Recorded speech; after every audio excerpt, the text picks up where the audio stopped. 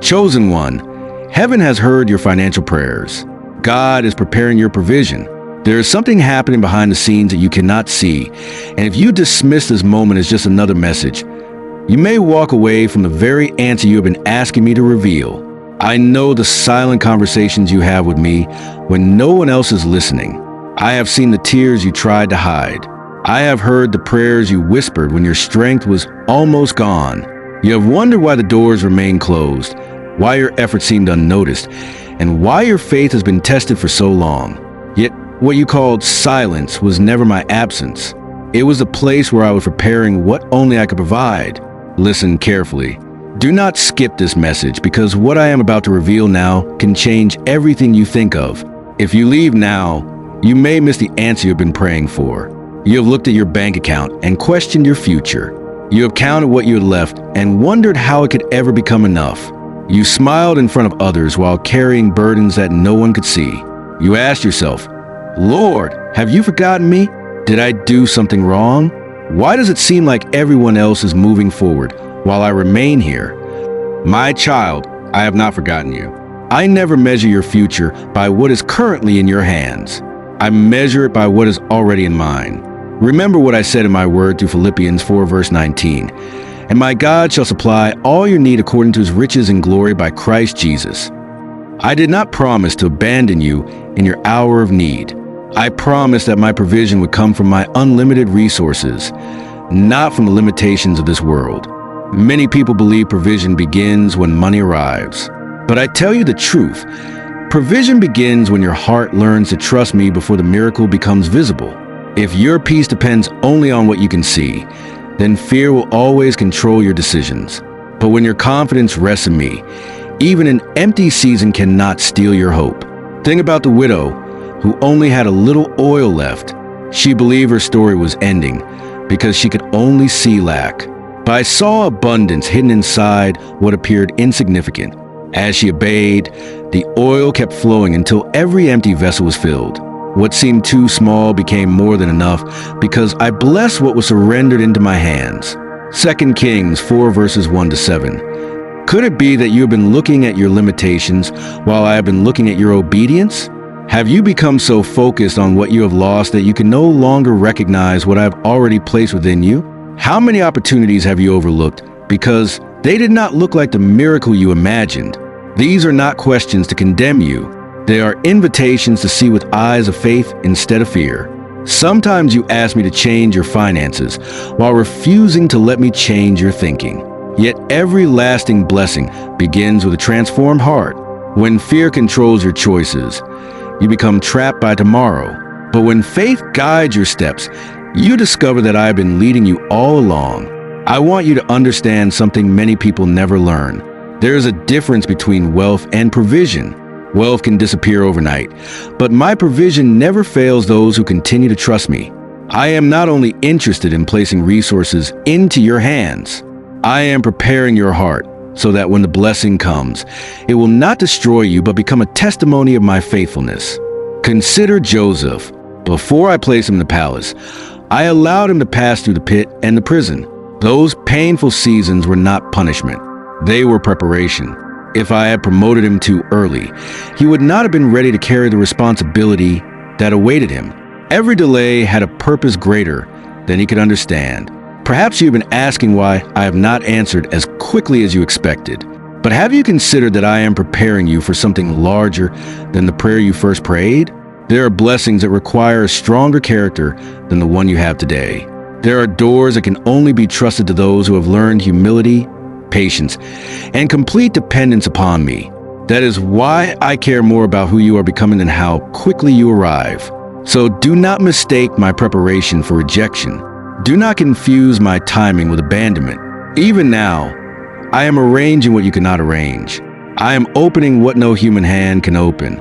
I am working in places your eyes cannot reach and in ways your mind cannot yet understand.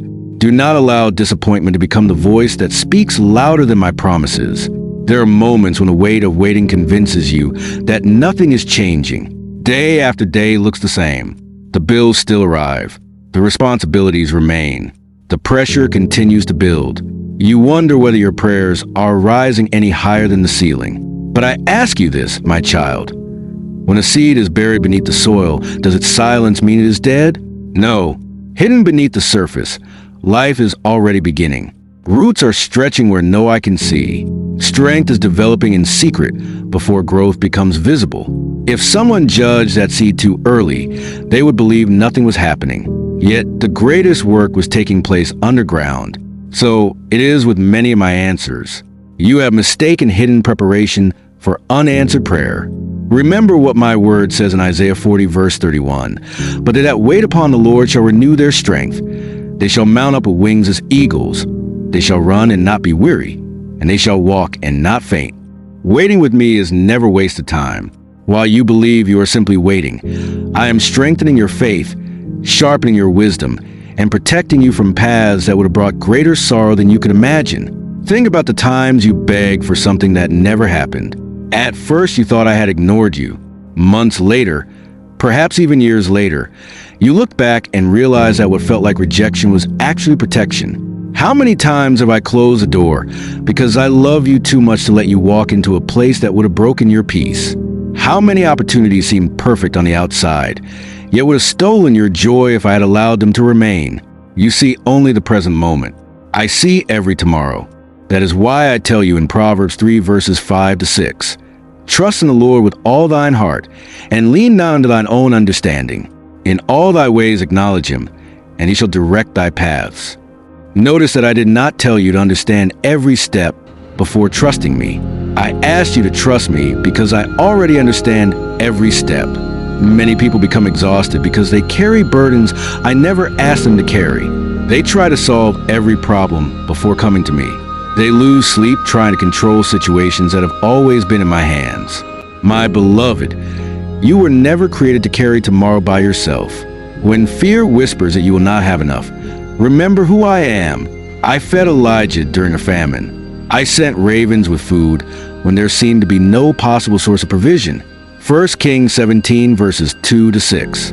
Tell me, who could have imagined birds becoming the answer to a prophet's prayer? That is how I work. My provision often comes from places you never expected. You spend so much time looking in one direction that you fail to notice I am already moving in another. Do not limit me by your imagination. Just because you cannot see the path does not mean I have not already prepared it. Some of you listening have become discouraged because you compare your journey with someone else's. You see others celebrating while you are still praying. You see others receiving while you are still believing. But why compare the chapter you are living with a story whose beginning and ending are completely different? Would you uproot a tree because another tree grew faster? Every tree has its season. Every harvest has its appointed time. So does every promise I have spoken over your life. There are blessings that arrive quickly, and there are blessings that must mature before they are placed into your hands. If I gave a child the responsibilities of an adult, it would crush them. In the same way, if I released certain blessings before your heart was prepared, those very blessings could become burdens. That is why I shape your character before I expand your capacity. I teach you contentment before abundance. I teach you faithfulness in little things before entrusting you with greater things. For my word declares in Luke 16, verse 10, he that is faithful in that which is least is faithful also in much. Ask yourself honestly, have you thanked me for what you already have? Or have you only spoken to me about what you lack? Have you noticed the daily mercies that surround you? Or has disappointment blinded you to my goodness? Gratitude is not pretending that life is easy. Gratitude is recognizing that even in difficult seasons, my hand has never stopped holding yours. Every breath you take is evidence that I have not finished writing your story. Every morning you awaken is another reminder that my mercy has reached you again. So lift your eyes above your circumstances. Your provider has never been your paycheck. Your provider has never been another person. Your provider has never been the economy. I alone am your source. Everything else is only a channel through which I choose to bless you.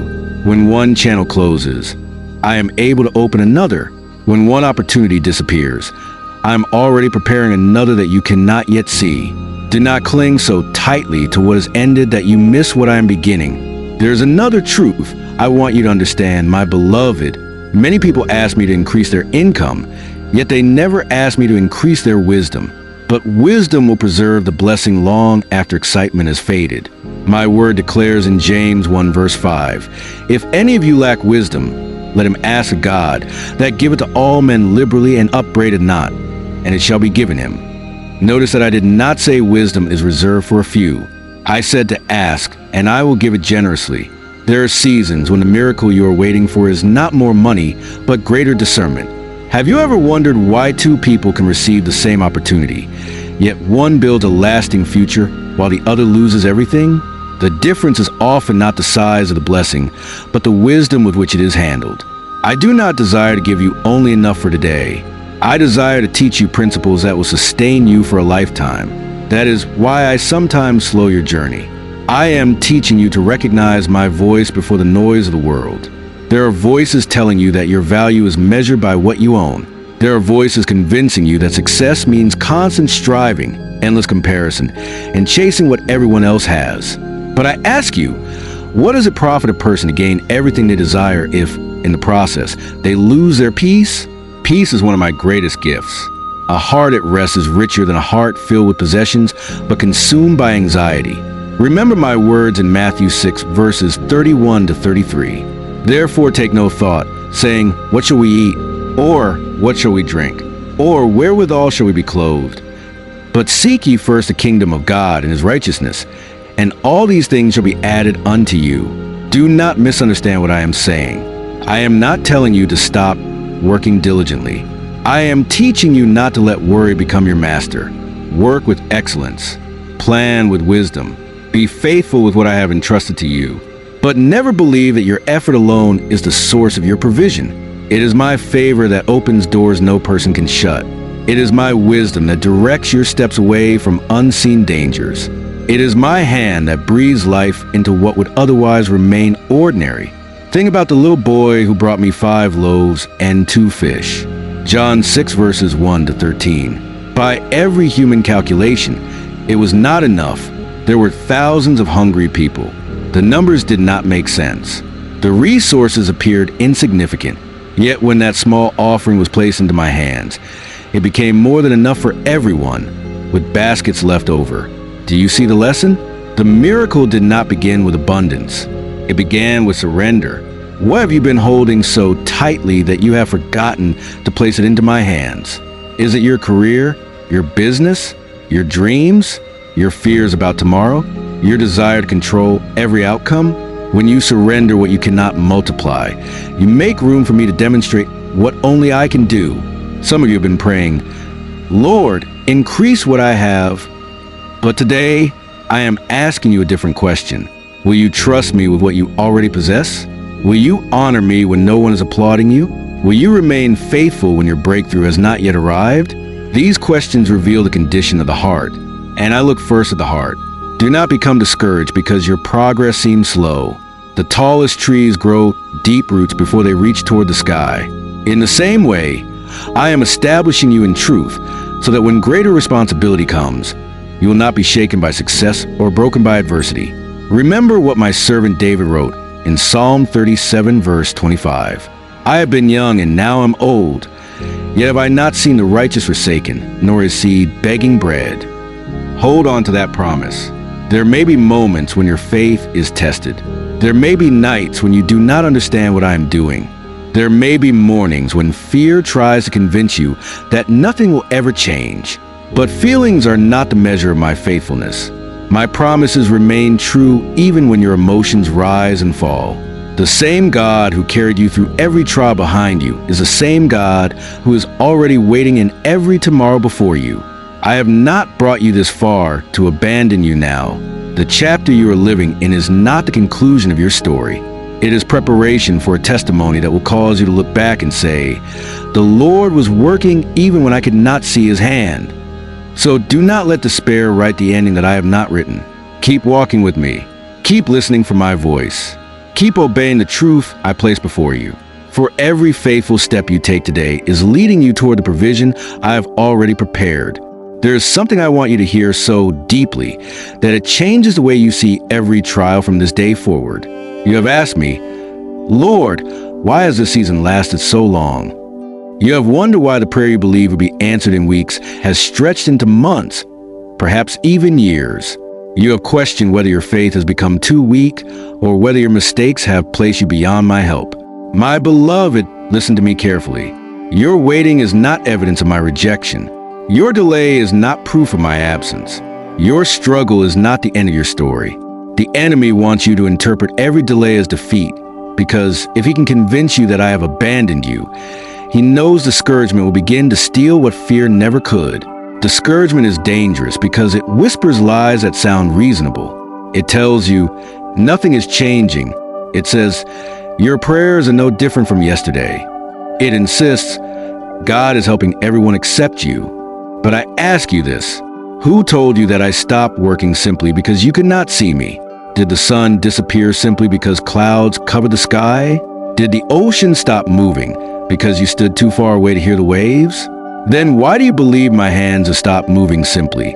Because your eyes cannot yet see what I am accomplishing. Remember the words written in Habakkuk 2 verse 3. For the vision is yet for an appointed time. Though it tarry, wait for it, because it will surely come, it will not tarry. Every promise I have spoken has an appointed time, not your preferred time, not the world's timetable, my perfect time. If I answered every prayer the moment it was spoken, you would celebrate my gifts but never learn to trust my heart. Faith is not proven after the miracle. Faith is revealed before the miracle arrives. Anyone can believe when the answer is already visible. But those who continue believing while they're still waiting discover a relationship with me that circumstances can never destroy. Think about Abraham. When I promised him descendants as countless as the stars, there was nothing around him to support what I had spoken. His body was growing older. Time continued to pass. The promise seemed more impossible with every passing year. Can you imagine the questions that filled his mind? Can you imagine the moments when he looked at the night sky and wondered whether he had misunderstood my voice? Yet my promise did not depend upon human possibility. It depended upon my faithfulness. And what I promised, I fulfilled. Perhaps you have been measuring my promises by your present circumstances, but I have never asked you to measure my power by your limitations. I have asked you to remember who I am. I am the one who parts seas when there is no bridge. I am the one who sends water into deserts. I am the one who causes barren places to bloom. I am the one who opens prison doors without a human key. I am the one who calls light into darkness and life into what others have declared dead. So why would your situation be too difficult for me? Tell me, what bill is too large for my provision? What debt is greater than my wisdom? What obstacle is stronger than my hand? What fear is louder than my voice? There is none, yet there is something else I must teach you. Many people pray for financial breakthrough while secretly living under the burden of financial fear. Fear does not only affect your emotions, it affects your decisions. Fear causes people to rush into opportunities one never sent. Fear convinces people to compromise their integrity for temporary relief. Fear whispers that dishonesty is necessary because honesty seems too slow. Fear tells people they must carry every burden alone because no one will help them. But fear has never been my counselor. My spirit leads with wisdom, not panic. When you allow fear to make your decisions, you begin building a future on a foundation that cannot stand. That is why my word says in 2 Timothy 1 verse 7, "For God hath not given us the spirit of fear, but of power and of love and of a sound mind." A sound mind is a gift. It allows you to make wise choices even when pressure surrounds you. It reminds you that desperation is never permission to abandon righteousness. My child, never believe that you must disobey me in order to survive. I have sustained my people through famine. I have protected them during drought. I have provided when every earthly source appeared exhausted. If I remain faithful then, why would I become unfaithful now? I cannot deny my own character. I remain the same yesterday, today, and forever. Now, let me ask you something that requires complete honesty. When was the last time you thanked me before seeing the answer? Not after the breakthrough, not after the promotion, not after the unexpected provision arrived, but while you were still waiting. Gratitude born from faith has a beautiful fragrance before me. It declares, "Lord, I trust your heart even though I do not yet understand your plan." That kind of worship confuses the enemy. He expects you to complain. He expects you to quit. He expects bitterness to replace hope. Instead, he hears praise rising from a heart that still believes. Never underestimate what happens when you worship me in difficult seasons. Paul and Silas understood this truth. They were not praising me because their circumstances were comfortable. They praised me while their feet were fastened in chains. They praised me inside a prison. And as they worshiped, the prison shook, the doors opened, and the chains fell away. Acts 16, verses 25 to 26. Do you see? Praise did not follow the miracle. Praise came before the miracle. Perhaps your breakthrough is closer than you realize.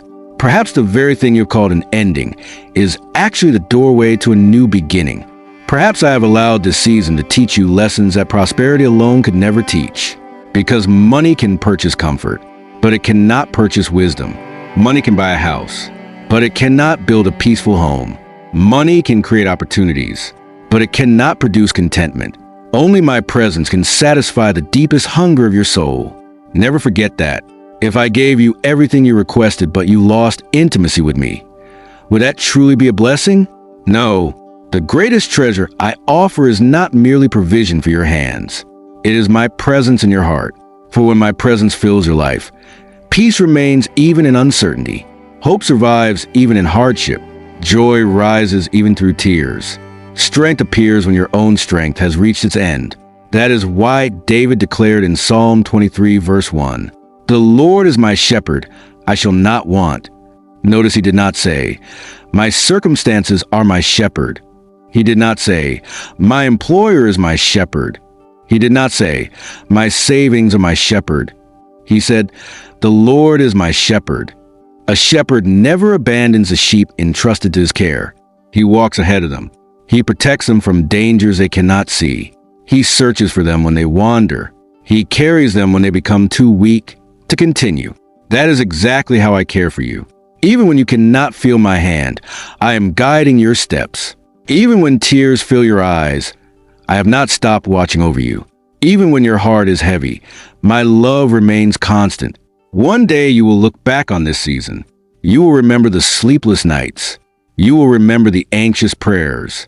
You will remember wondering how you would make it through. And then you will see what you cannot fully understand today. You will recognize that every closed door redirected you towards something better. Every disappointment protected you from something harmful. Every delay strengthened your character. Every tear watered the ground where your testimony would eventually grow. You will say, "If the Lord had answered my prayer exactly the way I demanded, I would have missed a greater blessing he was preparing." So do not lose heart. Your story is still unfolding. The pages you have not yet read contain evidence of my faithfulness that will leave no room for doubt. Walk with me one day at a time. Trust me one decision at a time. Obey me one step at a time. For I do not ask you to carry the weight of your entire future today. I simply ask you to place today's burden into my hands. Tomorrow will arrive with new mercies, new strength, new wisdom, and in the perfect moment that I have already appointed, you will discover that I was preparing your provision long before you ever realized you needed it. There is one more lesson I must place deep within your heart, my beloved, because if you understand this truth, it will keep you standing when every other voice tells you to give up. Many people believe that the greatest miracle is receiving an unexpected blessing. But I tell you, an even greater miracle is becoming the kind of person who remains faithful before the blessing arrives. I am not only preparing provision for you, I am preparing you for provision. There is a difference. If I only change your circumstances without changing your heart, you would eventually return to the same fears that once held you captive. But when I transform your heart, your circumstances no longer control your peace. Have you noticed how quickly worry tries to return? Even after one problem has been solved, one bill is paid and another appears. One burden is lifted and another takes its place. If your confidence rests only in temporary victories, your soul will never truly find rest. That is why I invite you to build your confidence upon me instead of the changing conditions around you. I never change. My promises never expire. My love does not weaken with time. My compassion does not run out, because you have asked me for help too many times. There has never been a morning when I looked upon my children and said, I have nothing left to give. My mercy is new every morning. My grace is sufficient every day. My strength is made perfect in your weakness. Remember what my servant Paul learned when he pleaded for relief from his struggle. I answered him with these words recorded in 2 Corinthians 12, verse 9. My grace is sufficient for thee, for my strength is made perfect in weakness. Notice that I did not first remove the struggle. I first reminded him of my grace. Because when you truly understand my grace, you stop believing that your future depends entirely upon your own strength. How often have you exhausted yourself trying to carry what belongs in my hands? You replay conversations in your mind. You calculate every possible outcome. You imagine every worst-case scenario. You spend hours worrying about problems that have not even happened. Tell me honestly, has worry ever added a single peaceful day to your life? Has anxiety ever created one miracle? Has fear ever opened a single door that I closed? No, yet peace has opened your heart to hear my voice. Trust has given you courage to keep moving. Faith has carried you through valleys you once thought would destroy you. Do not underestimate what I have already done in your life. You often focus on the prayers that remain unanswered, but have you forgotten the prayers I have already answered? Remember the seasons when you thought you would never recover. Remember the nights when you believed your heart would never heal. Remember the moments when you wondered how you would survive. Yet here you are, breathing, standing, still seeking me, still listening, still hoping. That is not because you were stronger than everyone else. It is because I carried you when your strength was gone. There were days when you believed you were walking alone. But if you could see through my eyes, you would realize I was holding you every step of the way. Just as a loving father carries a tired child whose legs can no longer continue, I have carried you through storms you scarcely remember. You thought you survived by coincidence. No, you survived because my hand never released you. Now hear me carefully. Do not allow bitterness to take root in your heart because of what you have suffered. Bitterness quietly steals joy. It convinces people that everyone else's life is easier. It whispers that I have treated others more kindly. But comparison is one of the quickest ways to lose sight of my faithfulness. You see another person's celebration. You do not see the years they spent crying. You see someone else's harvest. You do not see the seasons they spent planting in tears. You see the fruit. You do not always see the roots. That is why my word says in Galatians 6 verse 9, and let us not be weary in well-doing, for in due season we shall reap if we faint not. Notice those words carefully. In due season, not in your season, not in someone else's season, your season. Every flower blooms at the time I designed. If one flower blooms in spring and another blooms in summer, neither is late. Each fulfills its purpose exactly when I intended. Why then do you call yourself late? Simply because your life does not look like another person's. Who told you that I had forgotten your name? Who convinced you that your assignment should unfold according to someone else's calendar? Did I not create you uniquely? Did I not write your story before one of your days came to be? Then trust the author. Trust the one who sees the beginning and the end together. There are pages of your story you have not yet read. Do not assume the ending because you are still living in the middle. My beloved, there is another danger I must warn you about. Sometimes pain becomes so familiar that people stop expecting joy. Disappointment becomes so common that hope begins to feel unrealistic. After enough setbacks, some people stop dreaming altogether, not because they no longer desire the blessing, but because they fear another heartbreak. Has that happened to you?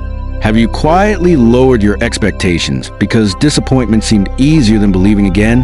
Have you stopped praying certain prayers because you were afraid of waiting one more time? Have you convinced yourself that asking me again would only lead to more silence?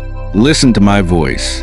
I have never asked you to stop believing because yesterday was difficult. I have never told you to bury the dreams I place within your heart. Hope is not foolish when it is anchored in me. Faith is never wasted when it rests upon my promises. Lift your eyes once again. Pray once again. Believe once again. Not because circumstances have changed, but because I have not changed. Remember how Peter stepped onto the water at my command. The storm had not disappeared.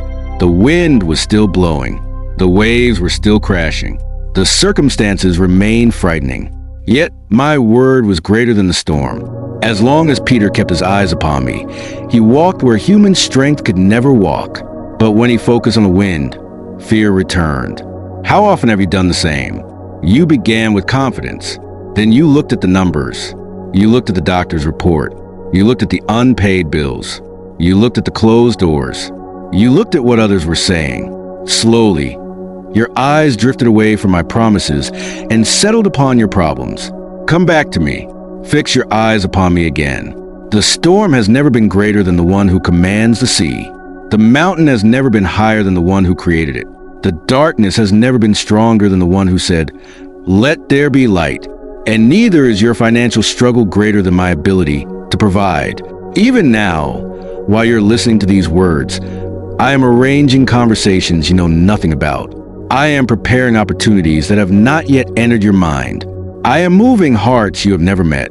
I am aligning circumstances beyond your ability to control. Do not assume that because nothing has changed today, nothing is changing. The greatest movements of my hand often begin where human eyes cannot see. Just as a master builder lays a foundation before anyone admires a house, I establish what is unseen before I reveal what is visible. So when you feel forgotten, remember the foundation. When you feel overlooked, remember the foundation. When you feel weary, remember the foundation. I am building something that will stand, not something that will collapse at the first storm. And because I am the builder, what I establish cannot be undone by the opinions of people, the uncertainty of circumstances, or the schemes of the enemy. Rest in that truth. Let it quiet your anxious thoughts. Let it steady your trembling heart. For I have not called you to live as someone abandoned. I have called you to live as my beloved child. And I will remain faithful to every promise I have spoken over your life, until the day you see with your own eyes that my timing was never late and my provision was never absent.